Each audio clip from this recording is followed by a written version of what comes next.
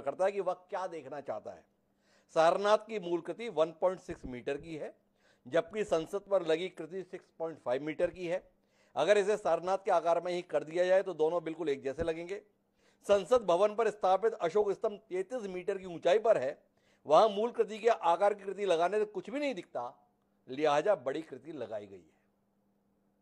अब केंद्रीय मंत्री ने जब पक्ष स्पष्ट कर दिया एक बात, दूसरा जो मूर्तिकार हैं इसके, उन्होंने स्पष्ट कर दिया कि हमने मूल कृति में कोई बदलाव नहीं किया है, दूसरी बात। तीसरी बात, इतिहास के संदर्भ में भी जानना चाहूंगा कि अशोक का स्तंभ जो सारनाथ में पाया गया, वैसे 7 स्तंभ देश में अलग अलग स्थानों पर पाए गए, उन सब में भी कुछ ना कुछ फर्क रहा, क्योंकि ये फोटोकॉपी नहीं थे, ये कलाकृतियां थी। सांची में जो स्तंभ मिला उसके स्वरूप में अंतर है, जो स्तंभ सारनाथ में मिला उसके स्वरूप में अंतर है।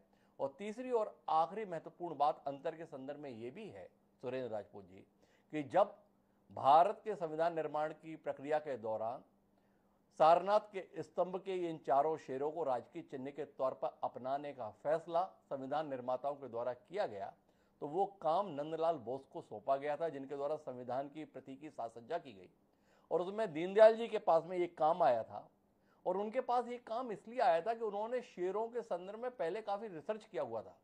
उन्होंने चिड़ियाघर में जा जाकर शेरों के हाव भाव को देखा और उसके आधार पर उस डिजाइन को अपने हाथों से तैयार किया।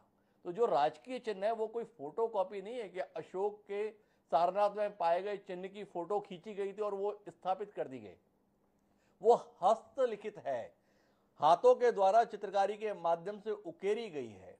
तो अब अगर कलाकृति के संदर्भ में सरकार कह रही है, कलाकार कह रहा है, अतीत बता रहा है, तो उसके बाद भी इसको वर्तमान सरकार की मनोवृत्ति के साथ जोड़ना, क्या यह एक संयोग है या विपक्ष के द्वारा किया जा रहा प्रयोग है? कि इस सरकार की सोच क्या है, सरकार की कार्यप्रणाली क्या है, सरकार का तौर तरीका क्या है, कि वो किस कदर हिंसक है ये हमें बताना है, तो इसलिए एक माध्यम मिल गया है, तो इस माध्यम को छोड़ना नहीं है।